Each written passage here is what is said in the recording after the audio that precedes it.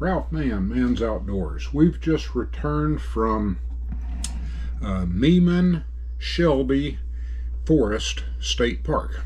Meeman Shelby Forest State Park is located in Wilmington, Tennessee. It is about 8 to 12 miles north of Memphis, and thought I would share, you may have seen a couple of the videos that have already come out, a couple of the shorts.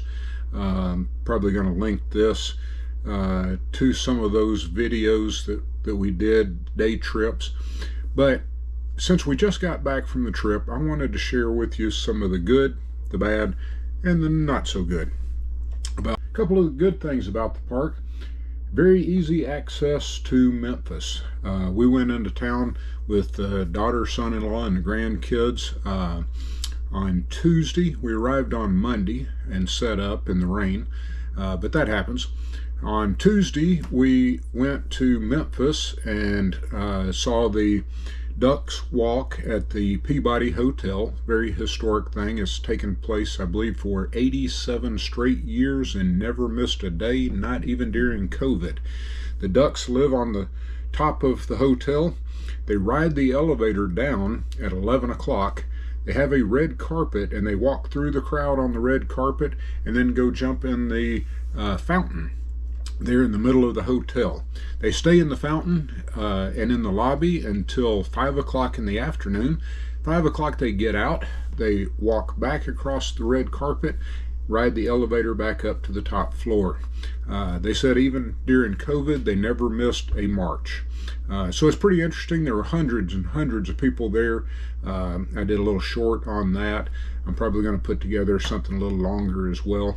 So we had easy access to that. We also went to Beale Street, which was just a couple of blocks away. So we went, had lunch there, and wandered around some of the neat little shops. And then we went over to the Bass Pro, which is located in the Pyramid, which used to be the basketball arena for the Memphis Grizzlies. We also went back on Thursday into Memphis and went to the Memphis Zoo. We got a video coming out on the Memphis Zoo. Had a great day. It was about a 6-hour or so day of walking. Susan and I both got over 12,000 steps in that day. So it was a good little workout. So we had easy access to places that we wanted to go. The campground, oh man. The good of the campground is Susan and I both agree that it is probably the quietest campground we have ever stayed at. It is very quiet, even on Thursday evening, right before Good Friday. A lot of people were going to be off on Good Friday, and so they came in and set up camp, had a bunch of kids and stuff, but quiet hours are 10 o'clock till 6 a.m. and it was quiet all the time. So that was wonderful. Trails were real easy to follow. You have a 1 mile loop, a 3 mile loop, and a 4 mile loop that you can do that is right from campsite 12 right there in the campground. Very easily marked and good trails. A couple of them had some trees that were across the trail, but they had either cut out a section for the trail, or they had made the trail to go around the obstruction. So that was very easy to do. And it also has access to the Mississippi River. So if you wanted to bring your own boat, you could actually, there is a boat launch. We didn't drive down to it, but found the sign that said ramp to the river, so you can go down there. Those are the good things. A couple of the things that you might want or might need to be aware of, I should say. There are only 49 campsites. Most are small. Ours was about 40 foot. Well, our camper is 41 foot. So we basically had to park in between some trees on our site, or kind of catty corner right at the edge of the road. A lot of people had to do that. We did have the biggest rig in the campground, and they did have a number of tent campers as well, but we had the biggest rig. A motorhome came in, probably about a 38 to 40 foot motorhome came in, stayed 2 nights, I believe, and they left. As a matter of fact, they were at the dump station right behind us. There is no sewer, but there is a dump station. The biggest challenge biggest challenge for Susan and myself, zero cell phone service. I'm talking zero.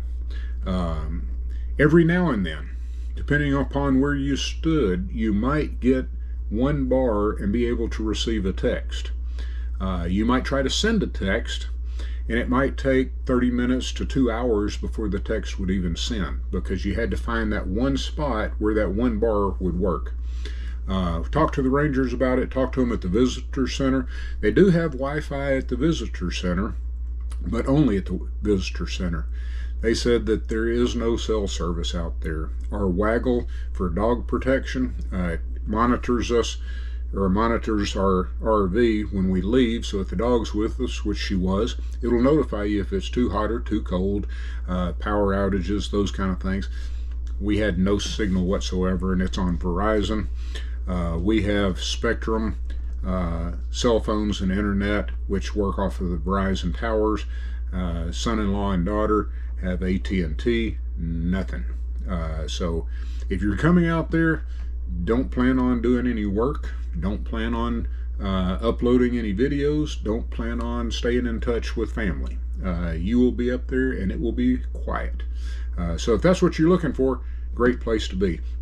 Also, kind of a downside for us is the campground is very spread out.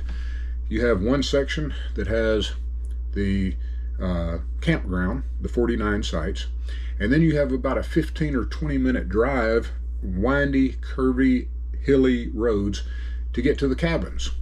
Our daughter and son-in-law and the grandkids stayed in the cabins, so either they were coming to see us or we were going to see them, and there's no easy way to get there. It is very spread out. I want to say it's, I think if memory serves correct, 12,000 acres, but it's not very close together. So it is very spread out. Also, in the video I did of the campground tour, I went into the men's restroom and I videoed in there so that you can see what that looks like. The showers were, well, one of them worked pretty good, but the other ran the entire time. Talked to some other campers that were there, and they told me that both of the women's showers were not functioning. Basically, the women, if you wanted to use the restroom showers, there were only 2 showers there and 3 stalls, but if you wanted to use the shower, you ended up with a sponge bath. It was about the best that you could get. So those were some things that were kind of a problem, and it's not really big rig friendly, although we didn't have any problem pulling in or out, or even back in the camper in, but there was literally only about maybe a foot on one side of the camper. You can take a look at the video, and on the other side there wasn't a whole lot of the pad underneath the camper, or left underneath the camper as well. But it worked out for us. We enjoyed our time. It was great. I will say this, they are making improvements to the park. They have 6 cabins, and 3 of them are currently under reconstruction or remodels. They're actually completely rebuilding on the outside as well as the inside. So those are going to be really nice. They also have a group cabin where you can take groups out there. It is under construction right now as well. I do hope that they will do some work on the one bathhouse for the 49 campsites.